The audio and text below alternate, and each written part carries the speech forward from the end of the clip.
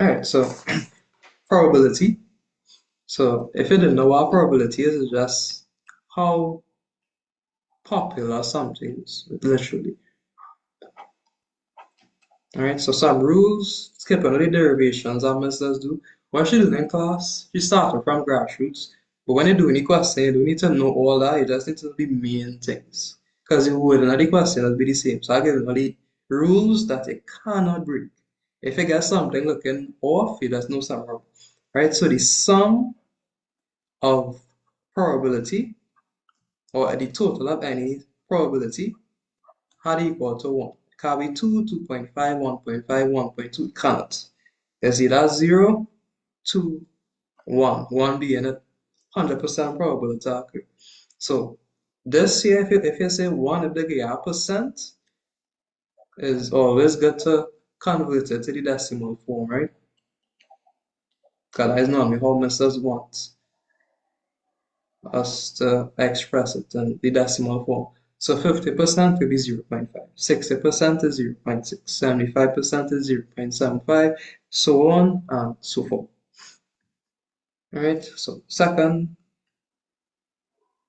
thing is the types of events. So you have different types of events. So the first type of event that you could have is an independent event.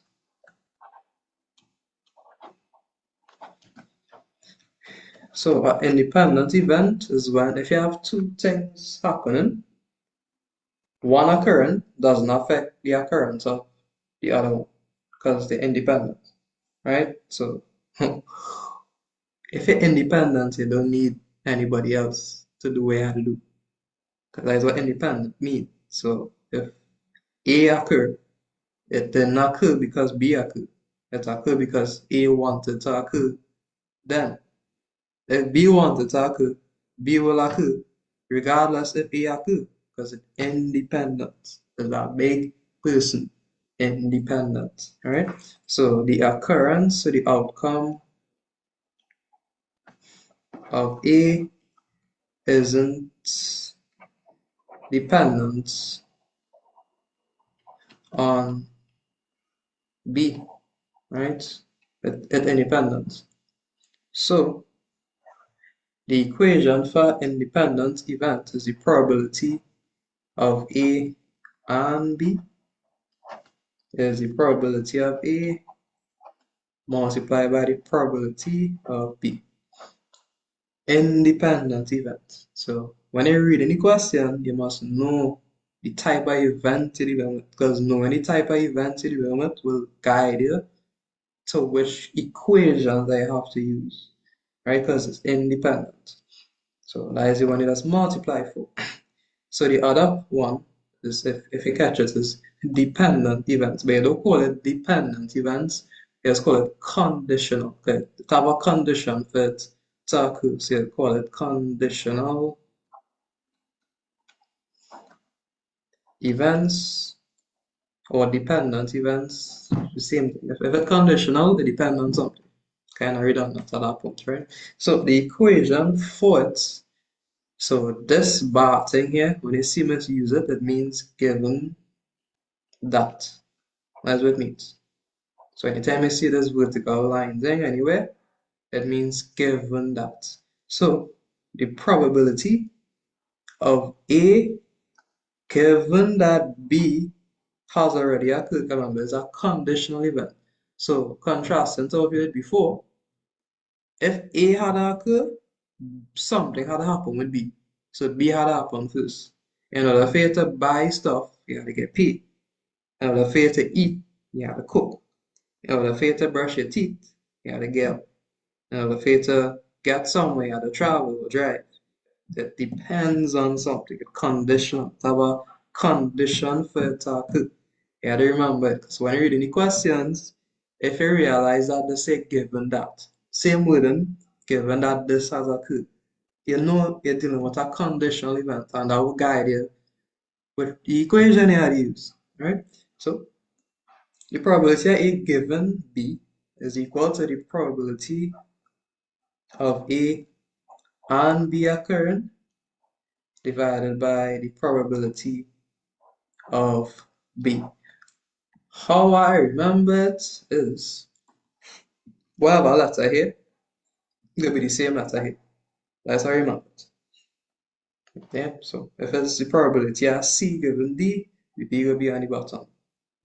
Yeah, because really and truly, if you wanted to derive to figure out if you're actually going to get the probability of A, because that's what you want. You just have a condition that what is a given B. You could use the same derivation that we had on top here. The probability of A intersect B is just the probability of A by the probability of B. So if you divide it by the probability of B, it will cancel and you end up with the probability of A, which is what you want. Yeah, so it's the same equation. That's not different way. And yes, I say I would do it if you had to actually, if they didn't give you what the probability of A and B is, and they give you what the probability of A and the probability of B is, you could just derive it like that. And it's going to be the same answer. So I'll leave that there. Right.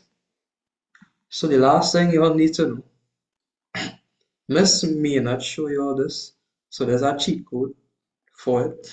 So some cool I could use in probability is something called a tree diagram or tree plot, whatever you wanna call it. So what a tree plot is, it is give the probability of the events in a sequential manner. So you could see how each event is related to one another. Right? So it just groups the events to the probability. It's really cool. And it's actually very useful in questions.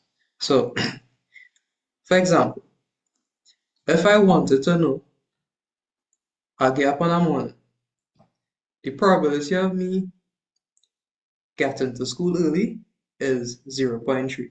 So, from that sentence, you know it's a condition. Because I said, if I get up, the probability that I get to school early is 0.3. So if I write in that in probability words, the probability of me getting to school early, given that I get up, is 0.3. So something that is important for you to do when you're doing this question, especially when they give you worded problems, is you always state your variables. So it's something very important that will come true. So what I mean by that is before I even write this here, I need to write let A equal, and I said in this case, the A being getting to school early.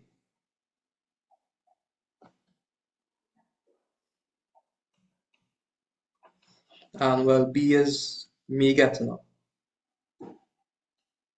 Well, getting up early in this case. Right, so the probability of me getting to school early, given that I get up early, is 0.3. Yeah, so from this here, you'll be able to understand what this saying. You're just calling out whatever the words tell you. So the probability of A given that B has already occurred. Right? So from that, you can plot some called a tree plot. Right? So we have enough space. I'll do it here. So I'll zoom. So the first thing you do is your pad dot. Your dot is your first decision in the tree diagram. So in this case, your first decision was you getting up early. So that'll be here, your first piece of your branch. So in this case, this is the probability of me getting up early. All right. And then obviously the parallel, the opposite to that is me getting up late. Because everything must have an opposite. That is why this is a real cool concept. Okay, that's kind of lay out all the possible outcomes for it. So there's early and this is late. So that day. The next piece of the branch, or the next decision point, is after I get up early, the probability of me getting to school early. So this is school early. You have this piece here, and the other branch for it. Remember, every branch must have two options. Is me getting to school late. So there's school late. So that is it. And obviously, this piece here is the same as this piece here. So if I get up late, you have school early. and you have school late.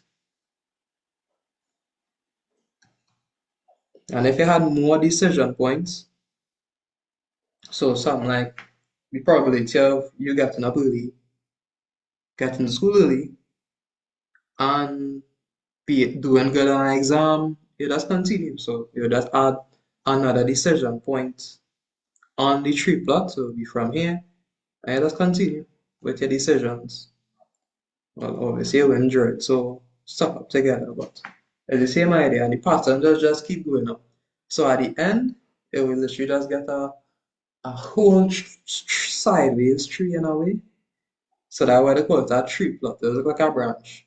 It will just keep going on, but each point is a decision point. Normally it'll be lined up together. Right? So if you make a decision, it will always have an opposite to what you say. So if I wanted to say the probability of me being early is 0.3, obviously the probability of me being late, because the sum of the probability must add up to 1, it has to be 0.7. That is by knowing that is an important thing. The sum of the probabilities must add up to 1. And then if let's say the probability of me being early, given that I get up early, which is the same thing I said before, is 0.3. That means this here is 0.3. So therefore, the probability of me being early, given that I get late, will be the opposite of this, which will be a 0.7. Because both of them have to add up to 1. Alright? And that's just called a tree plot. Just give each decision point, and you can fill out your tree with it. And at the end of each branch, you get all the possible decision points that you could have. For example, in this branch, you're looking for everything that guides you to that branch. So that will be the probability of me getting up early and I getting to school early. So that will be the probability of A given B. For this branch here, I don't know what it is, but I'll end in here. Probability of getting early, this, and it come down here for whatever this was. I never specify what it was. So now if you come to here now, it's getting up early, getting to school late, and whatever this green here. Here, early, school late, whatever this is. Down here now, you're late, school early, late, school late.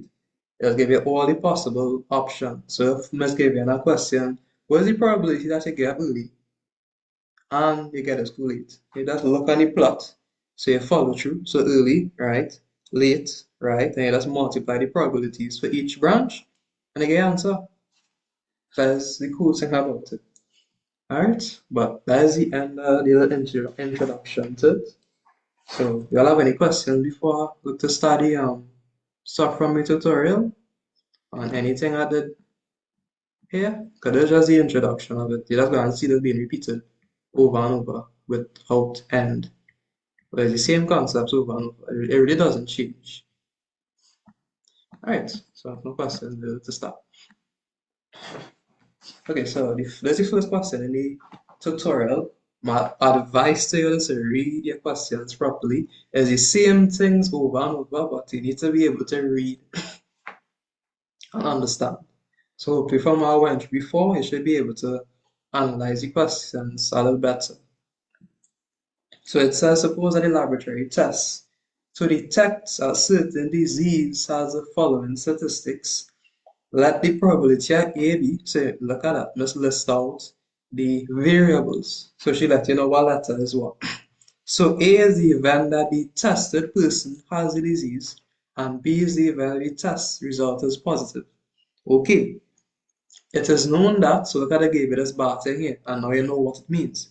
So this is the probability of the test result being positive given that the tested person has the disease, which is 0.99. And they said the probability that the test result is positive given that, and let's have A bar here. So A bar means not, right? So the probability of test result being positive given that the tested person does not have the disease, because that would be bar the complement means, right? which is 0.005. Okay. And then they said and 0.1%, so just to give you a percent here. So you gotta convert this to decimal, right? So 0.1 of the population actually has the disease. So that telling you that A, the probability of A is 0.1 divided by 100. Okay, I had to convert it to decimal, so it'll be 0.001. Because I would have said the probability of the population that actually has the disease. A is the event the tested person has the disease. So the probability of A is this, because they gave it where it is there. So piece by piece, you can break down the question. So they gave you the probability of A. Okay, so now the question asking here is, what is the probability that a person has the disease? So they break it down one time. So it's the probability of A given that, so you see let's use the same wording, given that the test result is positive, so it'll be big bar B. So you have this here. So I'll try everything that boil down. So anytime I have questions like this, what I like to do is plot a tree diagram for it. I love to do it. It's the best way to do probability. You can see everything in front of your big face, and you will greatly decrease the probability of you getting the question wrong, no pun intended. So having no space, I'll try to do it spacious. At any point you're confused, please stop me. It really matters. It's okay. So my first decision point is I'm looking at it. Hey, you have the disease or not? That's the first thing. Whether you have disease or you don't have the disease, right? So they gave you that in the first part of the question. So they said the probability that the person has the disease, which is this here 0.1. So that is A, right? And then contrastly, A bar, which is the probability of the population that does not have the disease, will be 0.1, so it'll be 1 minus a 0.1, right? Remember, it have to be the opposite of where it is. This wrong, because I use the decimal form of it. Yeah, before for that trick. So it'll be 1 minus 0.001, and you end up with, so A bar will be 0.999.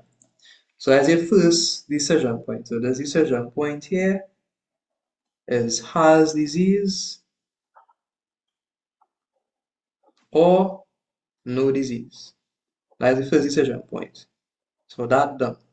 You don't need to write the dotted line or whatever. I just do that so you could see where I'm going. So the next decision point here is you testing them. Alright, so your first one, you test them, which is B. And the second one is your B bar. So let's make sure it's looking symmetrical. Well, not symmetrical. I can draw that line.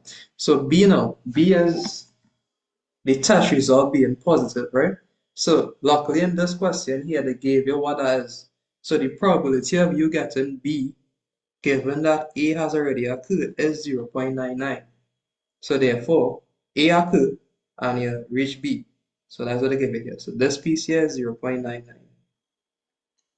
So if B is 0.99, B bar will just be 1 minus 0.99. Alright, so put in a calculator and you should get 0. Oh no, 0.001, basically the same thing as before. Right, and then the other piece that they gave you is the second at the bottom. So let us plug in the laptop before it dies. So you have A bar. So with A bar, remember that is just the population that does not have the disease. So you can test that now. So let's plug the C in. Put the continue. Alright, so we inside. Alright, so the next decision point is so B and B bar, just B and B bar after you have A bar. So the same idea. So here, here. So B and B bar. So this B and B bar a little different because this B and B bar is dependent on the population that does not have the disease. So you have to be careful, right? So look back at the question. I think they gave you that probability here. They said the probability of B, given that A bar has already occurred. So they gave you what that is. So that is this piece here. So that is 0.005, I believe. Make sure here. So if you have B and inadvertently have B bar, because the sum of the probability must add up to 1. Alright, so you have 0.995 there. And let's have no more decision points given in the question. So that is the end of that final piece there. So your tree diagram done. So all you have to do now is just write the different decision points at the end of each branch. So this up here is the probability of B occurring given that A has occurred. Right, so that's right at the end. This here is the probability of B bar given that A has already occurred. And down here now, this here is the probability of A bar. Yeah, that's following the line. A bar, sorry, B, sorry, was at the end. So it'll be the probability of B given that A bar has already occurred. And this here is the probability of B bar given that A bar has already occurred. And that is all the possible decision points from this tree plot. So no matter what must ask you, you could figure it out right here. So like write the values for it. So because it's dependent or independent, it just multiply on the branch. Everything will just multiply, right? So this piece here now, the probability of B and A just multiply it. So 0.001 multiplied by 0.99. And well, I just not going to go through that. I just going to write the values because again decimals. So this will be 0.99 by 0.001. This here is 0.001 by 0.001. This one here is 0.999 by 0.005, that is one branch. And this final one here is 0.999 by 0.995. So you have all the possible decision points here. Alright, so I'll show you how this is going to boil down like battery. So now the equation for conditional probability is the probability of A given B that I would ask you for. Remember the question asks the probability a person has a disease, which is A, given that the test result is positive, which is B. Write it in probability form. You write the equation, so it will be the probability of A intersect with the probability of B divided by the probability of B. Right? So here, this is the probability of A by the probability of B given A. It is kind of like multiplying of the two probabilities. Remember, I'll show you all at the top.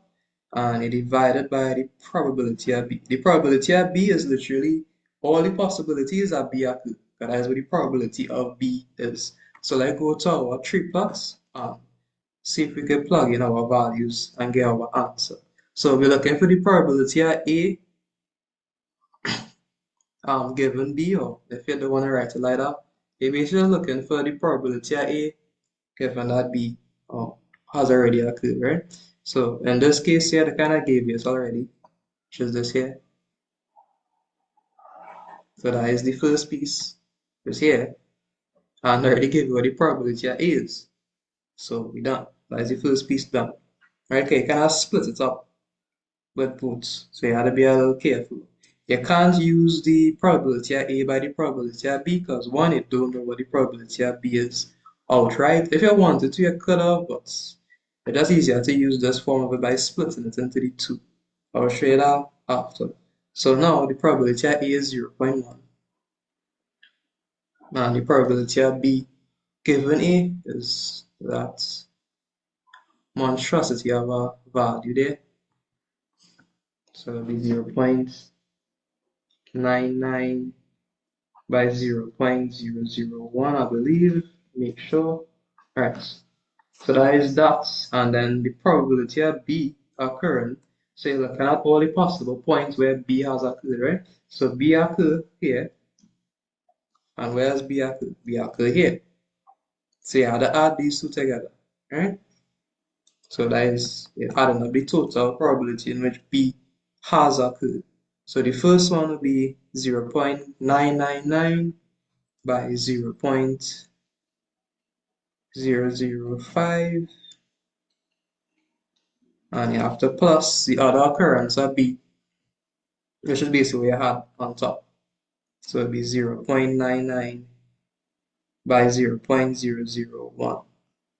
Alright, and when you plug in a calculator, you're going to put 0.166. So that'll be a probability.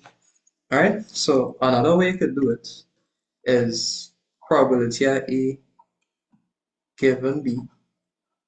And I would write it. So if it's confusing, right? So your probability of A intersect B divided by the probability of B. That is the equation. So you can just write it as the probability of A by the probability of B divided by the probability of B.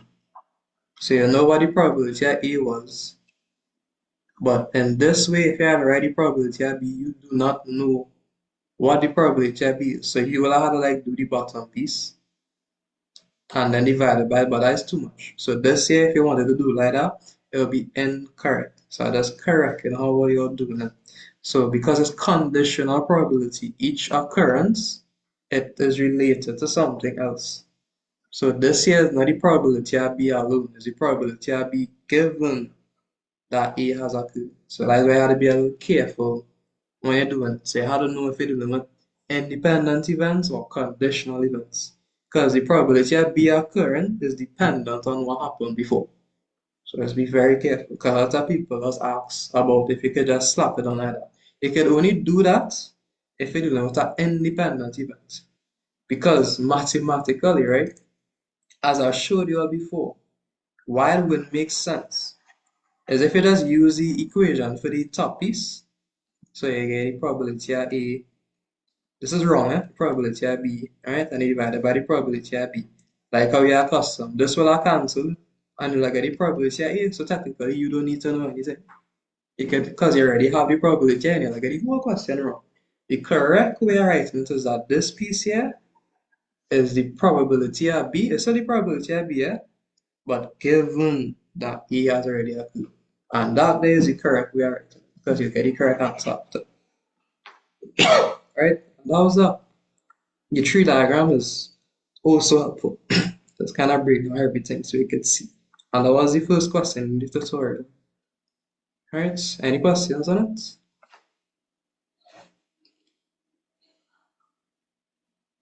Alright, okay, no questions. Let me continue. Alright, so the next nice question that you can do a tree diagram for. This is the second question in the tutorial. So a company producing electric relays has three manufacturing plants. So 50, 30, and 20%. Obviously, you have to convert that to decimal respectively. Alright, of its product. Okay, no problem. So our company, there are three plants, and each plant operates on a different percentage in terms of the production. Okay. Suppose that the probabilities that are really manufactured by these plants is defective, is well, the decimal 0.02, 0.05, and 0.01. Okay. If a relay is selected at random from the output of the company, what is the probability is defective? You see me? I just go and plot the tree diagram because it'll just give you everything at the end. Kind of saving yourself all the marks, right? Because it kind of way of thinking about it with all the tree diagram. That's how I like to do it. I love to plot the tree diagram, see all the possible outcomes, and no matter what Miss asks you, you're just looking at the end of the branch, and you can just literally see the answers right there, right? So I look to plot it. So the first decision point is what manufacturing plants come from. So you have three manufacturing plants, so use big spaces. So you have this one here, you have a middle one. I shouldn't write this so big, shouldn't write it so big. I'm gonna write it so big. Let's say I write it enough space, right? And I have the bottom piece here. Hopefully there is enough space to write. So yeah, first one is the type of production, the production plant. So did they give any names? No, they didn't. So let's use the percentages. So we call this one A, B, and C, I guess. They already gave a name for them. So that'll be 0 0.5, 0 0.3, and 0 0.2. 0 0.5, 0 0.3, and 0 0.2. And if you check it, it does add up to 1. So that's a low. That never gonna break. It must add up to 1. Right? So that's a decision point. So the next decision point that I want us to do is if it's defective or if it's not defective. So if we start with A, all right, the third question in the question, like we said, this is defective and this here is not defective. Make sure it's on top of each other. So the probability of it being defective, if it came from A, the said that is 0.02 respectively. Respectively means you can look at the same order and it will be the same, right? So this here is for this is for this, and 0.01 is for 20% or 0.2. So obviously in this case, if defective is 0.02, not being effective is 0.98, right? Then you go into manufacturing plant B, and the probability of it being defective was 0.05. So there's D. This is D given that it's from B because it's conditional probability. So that is why it's important to plot it. And then it being not defective would just be 0.95 because it had add up to 1. And then the last one, with respect to plant C, the probability of it being defective, the set was 0.01. So that'll be defective given that it's from C, and then it being not defective will be 0.999, right? And that is your last decision point there. So now at the end of all of it, I don't think I gave any more decision points. So that was the end. So it's a 2-level tree. So I like to finish my tree. So plot my line. So that is the end of that. So now all I need to do is just plot the outcomes at the end of each branch. You have this one here. You have this one here. You have this decision point. This one here. This and the last one at the bottom. So let's write up what each one telling us. So this one here is the probability of D with it, which is being defective, given that is from A. Let's write out the values one time. So this will be 0.02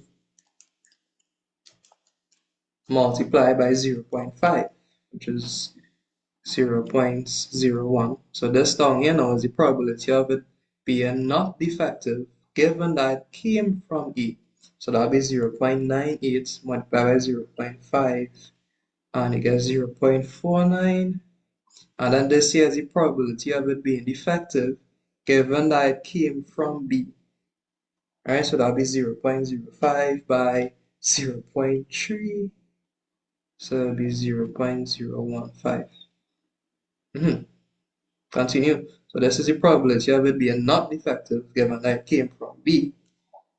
So it'll be 0.95 multiplied by 0.3.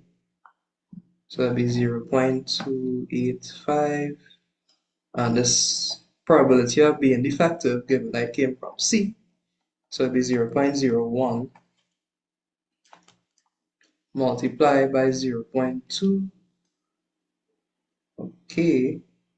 So it'll be 2 by 10 to the minus 3. And I need to convert that. And the last one, the probability of it being not defective, given that it came from C, it will be the 0.999 multiplied by 0.2.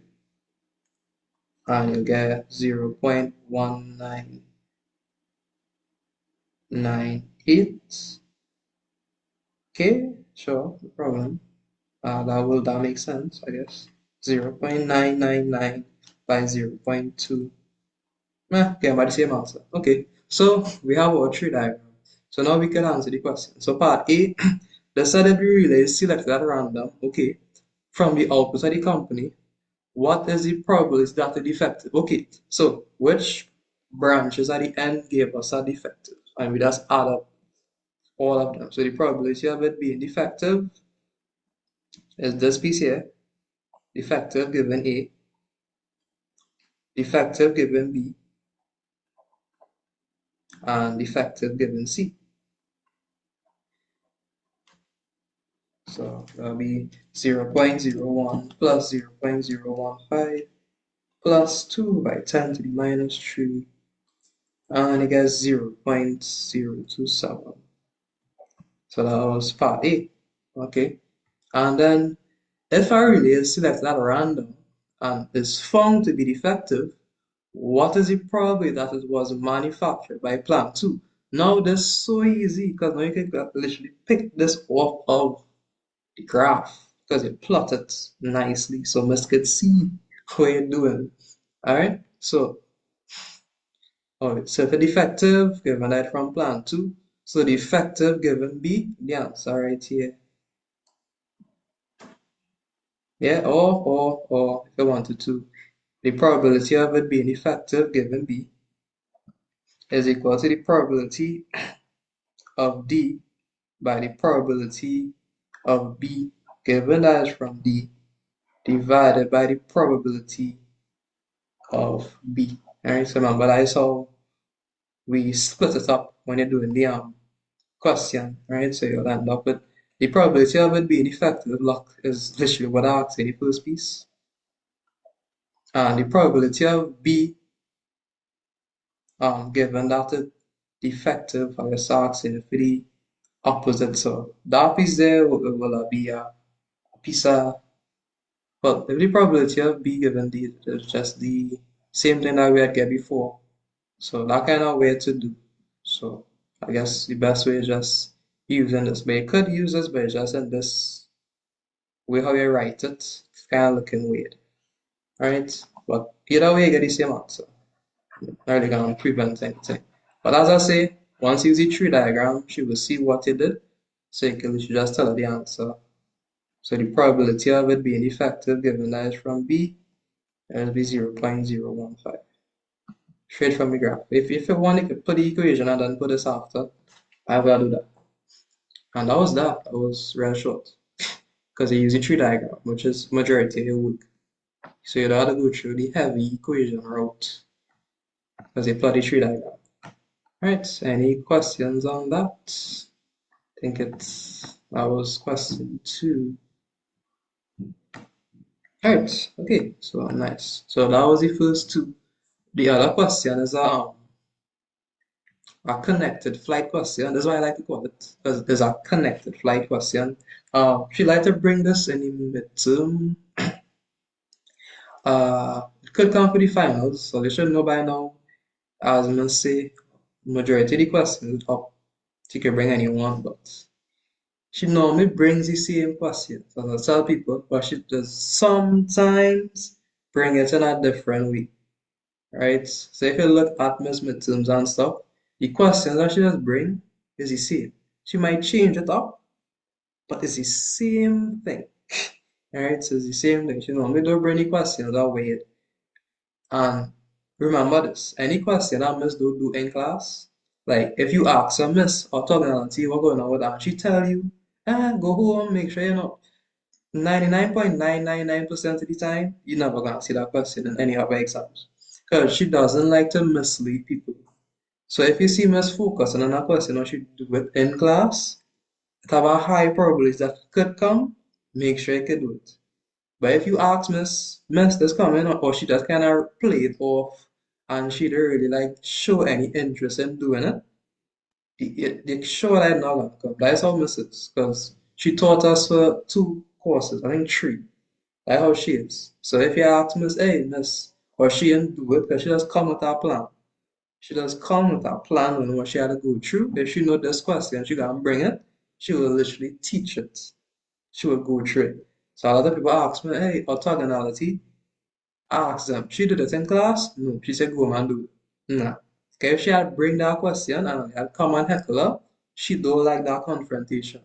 So the fact that she didn't do it in class, she will now bring it. Like how she, but anyway, so I run through this one and that'll be of this and the distributions.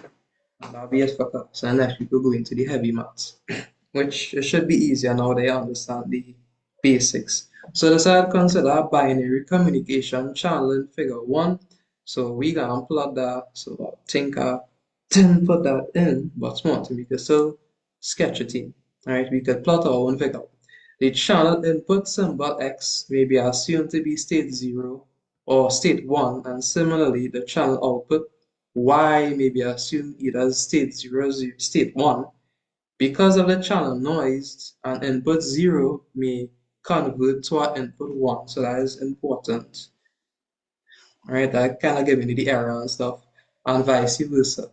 So the channel is characterized by the channel transition probabilities P0, Q0, P1, and Q1, defined by, so the probability, so P0 is the probability of getting Y1 given that X0 probability. So P1 is the probability of Y0 given X1, Q0 is the probability of Y0 given that X0 has occurred, and Q1 is the probability of getting Y1 given that X1 has occurred. So the set X0 and X1 are denoted by the events X is equal to 0 and X is equal to 1 respectively, and Y0 and Y1 denotes the events Y is equal to 0, Y is equal to 1 respectively. And the set P0 plus Q0 has 1, and the set P1 plus Q1, well, there's 1 because it's equal to the same thing. So that the probability of X equal to 0 is 0.5, P0 is 0.1, and P1 is 0.2. So I'm going to look at the figure, so I did not snippet into this. So make sure it's figure 1. So P1, Q1, P0, Q0. So Q, okay. Alright, so okay. So sometimes I'm just not gonna give you that graph. So it's don't get into the habit of always having. So sometimes you gotta sketch it. So it's a binary communication chart. So it could be the possible inputs and output 0 and 1. Because it's kind of understood at that point. So X is the input. And you have two possible outcomes. So you can have X0 or X1. So let's break it piece by piece. So obviously they gave you X0 and the set is 0.5. So if X0 is 0.5, X1 had to be 0.5. Why? By now, if I'm breaking ahead, the sum of the probability of X must add up to 1. So if they give you half, the inverse, and they give you the other half. Yeah, so that is the first piece. The second piece now is your output. So your output is Y, and also you have two possible outcomes. You have Y1 and you have Y0, right? I don't think they gave you anything with that because that is what the way to answer at the end. So you're just connecting points at this point, no pun intended. That is why I call it the connected flights question. So from X0, the possible outcomes you could get is if you're sending X0, you could get Y0 at the end. That's possible. Or you could go down to Y here. So you could get Y1 or Y0 if you're sending X0. That kind of understandable. And then the other possible outcome that you could get, let me say X1 came in, X1 could go to Y1. So you're sending X1 and you get Y1. Or you could get Y0. Ugh, I don't like how I draw that straight line. I measure it too.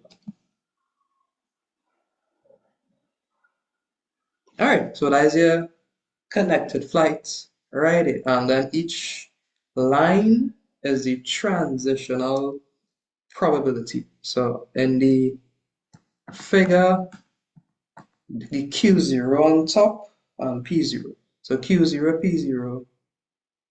Okay, so Q0 here, I'm just write it in Q0, P0, because I gave you this in the figure. And then they said P1, Q1, right? So P1 means a different color, P1 here, and then Q1 is this line underneath here. So we had to get the probability of these. So any question that said that P0 and Q0 is 1, and P1 and Q1 is 1, right? But also said that P0 is 0.1. So, and I said P1. So P0 and P1. So P0 is 0.1, so like this piece here. And they gave you P1, which is this one quite down here, which is 0.2, I believe, make sure, right? So because I gave you this relationship up here, you could get the other probabilities. So if you get P0, you get Q0, because P0 plus Q0 are equal to 1. So if P0 is 0.1, 0.1 plus 0.9 could give you 1. So therefore Q0 is 0.9. Okay, that makes sense. Why? Because coming out from here, the two possible decisions is still to add up to 1. There's a law. Can't break it. A sum of a probability can never be more than 1. So it's kind of bounded by what it could be. Alright, and then if they give you P1, obviously Q1 had to be 0.8. Let me see from the equation, P1 plus Q1 is 1. So if they give P1 as 0.2, Q1 had to be 0.8 for it to add up to be 1. Yeah, so that's 0.8. So we have all our the decision points, all the transitional probabilities, the graph set. So let's see what questions they ask. So the first thing they ask is, what is the probability of getting y0? So they want to know, what is the probability of me getting here? So think of it as you kind of sending in bits, sending in ones and zeros, through a system that you cannot see, something like a filter, and you're looking at the output. But you know if you're sending a 0, you want to get back a 0. If you get a 1, that is an error. So if the question asks is what is the error, you can know where it is. So if you're sending a 0, the system do whatever that is, you're supposed to get 0. Sending a 1, you're supposed to get a 1. But because it have noise in the channel, it will have some error. So sometimes you might send in a 0, and you might end up with a 1 at the end. Or you might say in a 1, you end up with a 0 at the end. That is okay. But because you have the connected flights, you could see all the possible ways that you could get the answer. So you here with your big face, and I want to know what is the probability again, y0. So let's look at the things that are connected to here. So the two things are connected to here. You have this one here, and you have this one here. So if you're writing it in conditional probability form, the probability again, y0, is the probability of y0 given that it comes from x0 plus the probability that y0 happened given that x1. But similar to the tree diagram, right? Because you have a probability at the start, you would have to multiply the two of them, right? So you would have to multiply this one here. So if it comes from x0, you have to multiply by the probability of x0. Right, and then this one here, if it comes from x1, you have to multiply by the probability of x1. So what I mean by that is, for this one on top here, which is you going from here down to here, to get y0, the probability of this will be the probability of x0 multiplied by the probability of y0 given x0, which is the transitional line. Alright, and for the bottom piece is the probability of x1 by the probability of y0 given x1, which is the transitional line. So if I wanted to write in the transition for each of the lines, this line here is the probability of you getting y0 given that x1 was sent in. This one here is the probability of getting y1 given that x1 was sent. Changing the color. This one on top here is the probability of getting y1 given that x0 was sent. And this one down here is the probability of getting y0 given that x0 has occurred. But you still have to multiply both of them. Alright, so in this case, you end up with this straight off the bat. So here you just plug in a value. So y0, x0, so that's 0.1, which is p0, and you multiply by x0, which is 0.5, and the probability of getting y0 given that x1 is 0.8 and x1 is 0.5. I'm not going to change. So 0.1 by 0.5 plus 0.8 by 0.4, you get 0.37. Right. And then this is the one to the probability of y1. Okay. So in this case, the possible ways you could get y1. You can get y1 through here, up here, and you can get y1 through down here. So the first one will be the probability of y1 given that x1 occurred by x1, and then the probability of y1 given x0 given that x0 has occurred. So the probability of y1 given that x0 has occurred by the probability of x0 plus the probability of y1 occurring given that x1 occurred by the probability of x1. And let's plug in the values. So the first one is y1 x0. So that'll be 0.9 by 0.5 plus y1 x1, which is 0.2 by 0.5. So it'll be 0.9 by 0.5 plus 0.5 by 0.2, and you get 0.55. Right, y1, x1, make sure, right, 0.2, x0 is 0.5, y1, x0, yes, 0, right, so you have that, 5, 6, 7, 8, you see, 0.55, yeah, more or less, to the nearest whole number. Alright, so you have that, that was the first piece. So then the one B, if as 0 was observed by the output, what is the probability that 0 was the input state? So given that, anytime you see the word given that, if they give you a condition, here's a conditional probability question. So you have to do it as such. So I want the probability. So let's say if as 0 are the outputs, what is the probability that 0 was the input? So the probability as 0. So that'll be y0 given that x0 has occurred.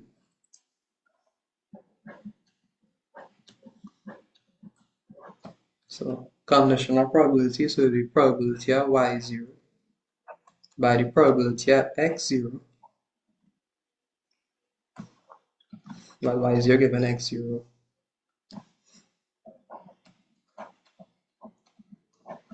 right, divided by the probability of x0.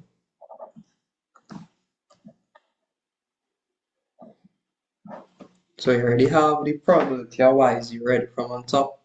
You already have the probability of y0 given x0, and you already have the probability of x0. Let me just check that because that's looking kind of weird. Let me make sure. Pull up this, not this one, this one. Just make sure. Better to be safe than sorry. So you have the solution to these, so then you try it. So not this one, not this one. Yes, this one. Right, pow, pow, pow. So y0 given x0. Yeah, divided by the Okay, I was correct then. Okay, cool.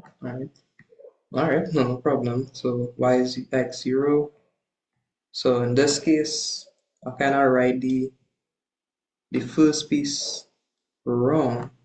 Okay, it's supposed to be x0, y0. No, y0, x0.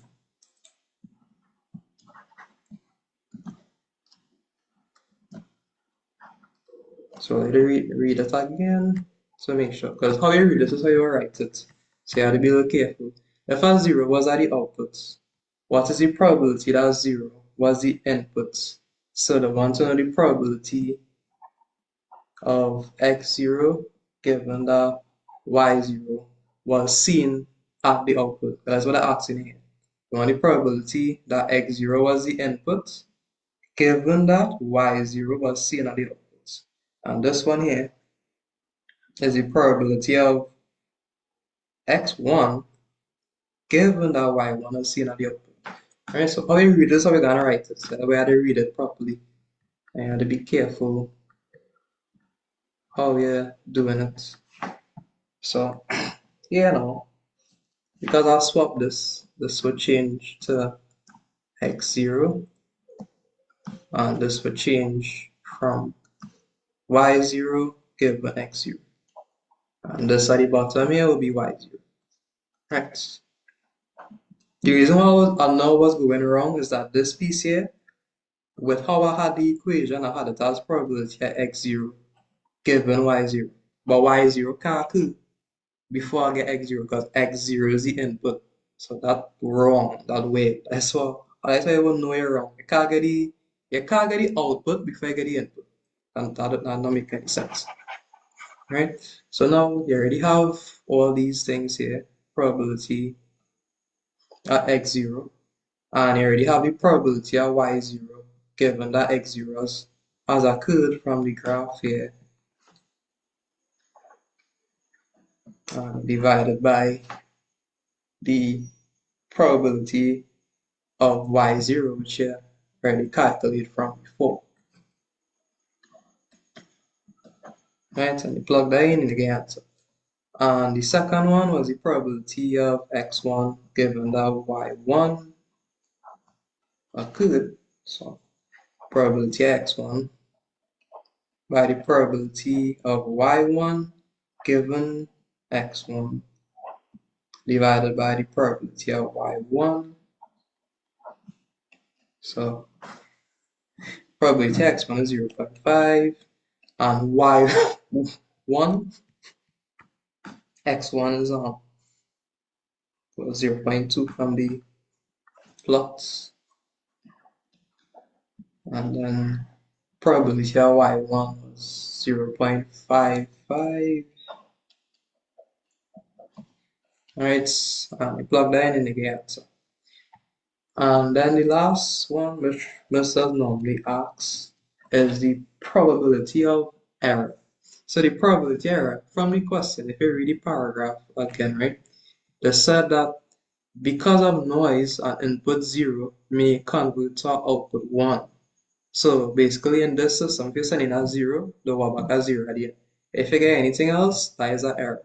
So basically now you just adding up the two possible ways that you could get an error. So if I send in a 0 and I get a 1, that is an error. So that will be the probability I get in y1 given that x0 has occurred by the probability x0, right? That is an error because I send in x0 and I get back y1. So plus, and the other outcome is if you're sending a 1 and you get a y0. So you get the probability of y0 given x1 by the probability of x1, right? And all these things you know already. y1, x0 is 0.9, right? And then x0 is 0.5, and a plus y0, x1.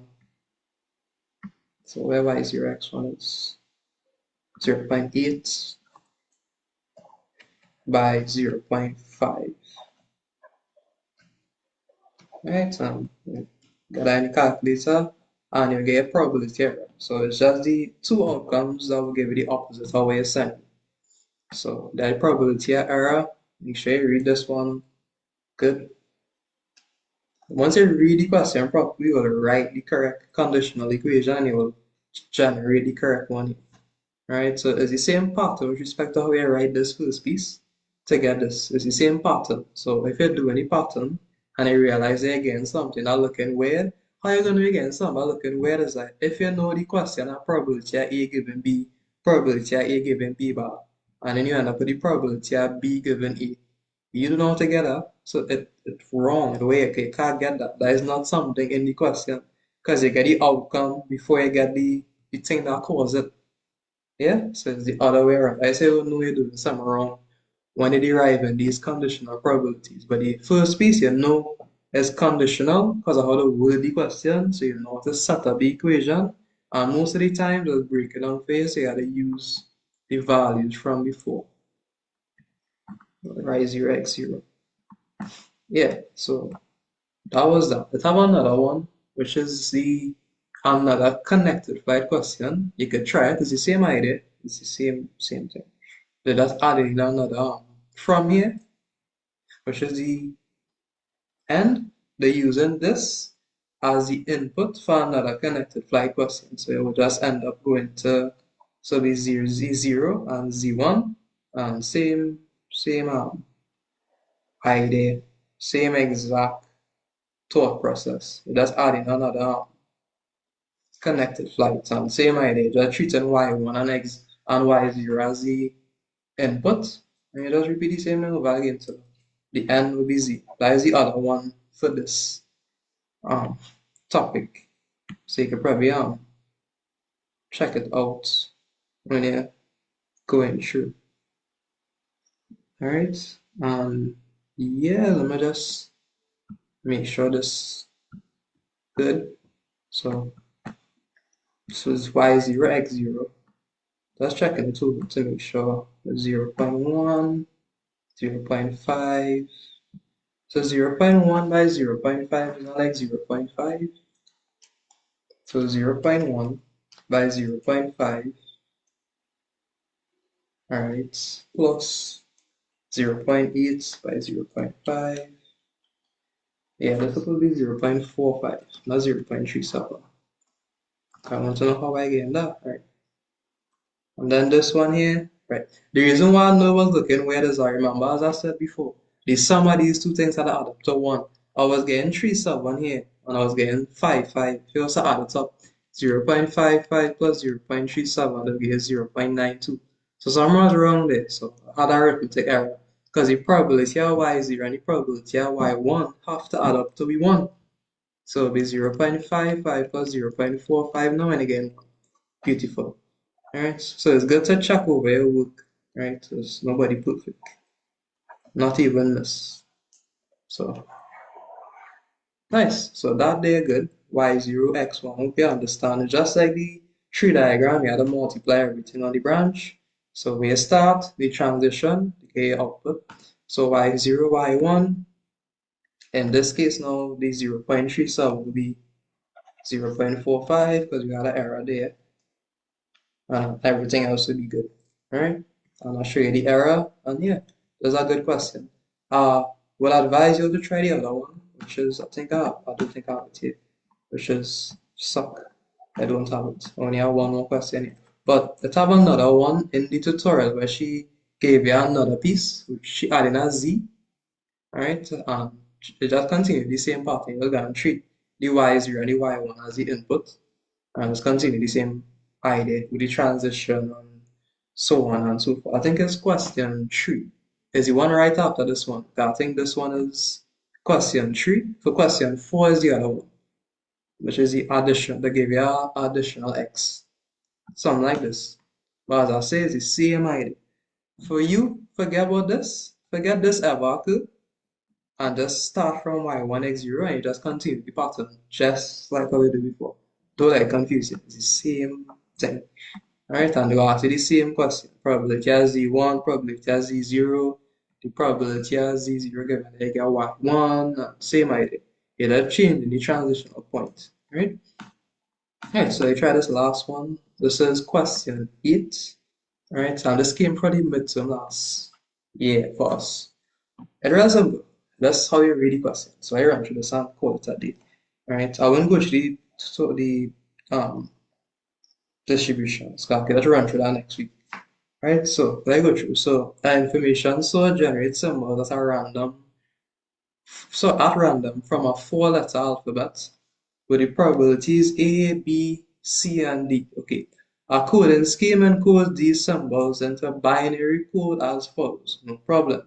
A is 0, B is 1, 0, C is 1, 1, 0, and D is 1, 1, 1. Okay. Let X be the random variable denoting the length of the code. So X is the length of the code. That's really important. So, well, the number of binary symbols. Okay, so, okay, no problem. So, the length of the code is the number of binary symbols or bits. Okay, what is the range of X? So, the range is the possible values of X. So, that's what I like to do. The X is the length of the code. So, if I was to ask you, where's the length of the code for A? You could tell me 1. Where's the length of code for B? You could tell me 2. Where's the length of code for C? You could tell me 3. Where's the length of the code for D? You could tell me 3. Remember, X is the length of the code, which is the number of binary symbols. Yeah? So in this case, the range will be either 1, 2, or 3. As the possible answers I could give for X as a range. Yeah? Because that's all it is. So they said, assuming that the generations of the symbols are independent. Important. Find the probability that the number of bits is 1, the number of bits is 2, the number of bits is 3, the number of bits is more than 3. Remember, X is the length of the code, which is the number of binary bits. Right? So this one here now, kind of straightforward. The probability of you getting 1 bit, the only one here that have 1 bit is A. And the probability of A occurring is a half. So it'll be the probability of A in this case only, and will just be a half. That is all. Second one is the probability of the number of bits being 2. Right? So there'll be the probability of B, because as you this code that have 2 binary bits in it. So the probability of B is a quarter. And the third one, they said the probability of the number of bits being 3. So it have 2 things here that give me a 3. C and D. So with the sum of both of them, so the probability of C is equal to the probability of D. So it could be 1/8 plus 1/8. So that'd be a quarter, I think. I think so, yeah. 2 and 16, 2 and 16, 4 and 16, 1 and 4, I believe so. I believe so.